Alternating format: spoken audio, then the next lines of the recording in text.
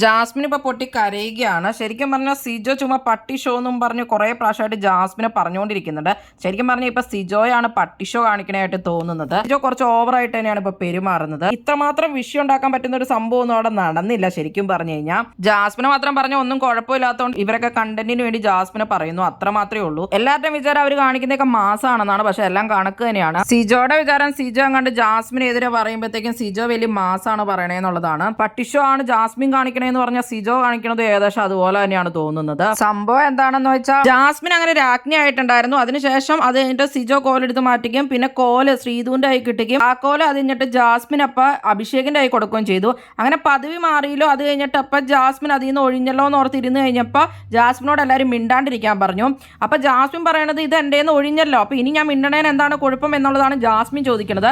ഇന്നലെ സായി ജയിലിലൊക്കെ വന്നിട്ട് മിണ്ടിയിട്ടുണ്ടായിരുന്നല്ലോ എന്നുള്ളത്. അതിന് മുമ്പ് ഇവര് സായിയുടെ ഡ്രസ്സ് ഊരുകയും അതുപോലെ തന്നെ വലിച്ചു കൊണ്ടുവരികയൊക്കെ ചെയ്തിട്ടുണ്ടായിരുന്നല്ലോ. അതൊന്നും ജാസ്മിൻ ശരിക്കും പറഞ്ഞാൽ കണ്ടിട്ടുണ്ടായിരുന്നില്ല. ജാസ്മിൻ അപ്പൊ അതൊന്നും ശ്രദ്ധിച്ചിട്ടുണ്ടായിരുന്നില്ല.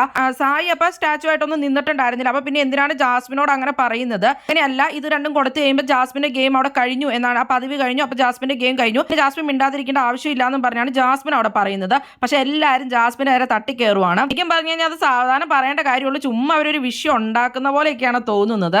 അത്ര വലിയൊരു കാര്യമൊന്നുമല്ല. ജാസ്മിൻ പറയണ കേൾക്കാൻ പോലും ആരും അവിടെ തയ്യാറാവുന്നുണ്ടായിരുന്നില്ല. ജാസ്മിൻ ആണെങ്കിൽ കുറച്ച് പവറിലാണ് വന്നിട്ടുണ്ടായിരുന്നത് ആ ടാസ്കില്.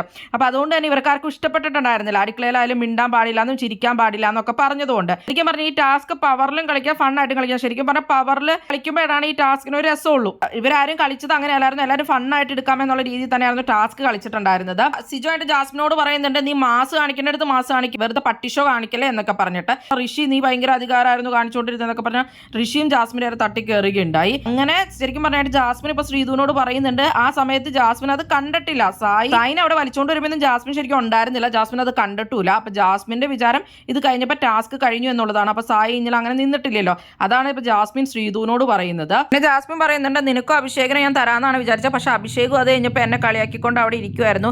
അതുപോലെ തന്നെ അർജുനും എന്നെ കളിയാക്കിയിട്ടുണ്ടായിരുന്നു. അപ്പൊ എനിക്ക് വിശ്വാസമുള്ളവരൊക്കെ എന്നെ കളിയാക്കി കഴിഞ്ഞപ്പോൾ എനിക്ക് സങ്കടം വന്നു. നിനക്കാണെങ്കിലും അങ്ങനെയൊക്കെ ചെയ്യുമ്പോൾ സങ്കടം വരും എന്നൊക്കെ ശ്രീധുവിനോട് പറയുന്നുണ്ടായിരുന്നു.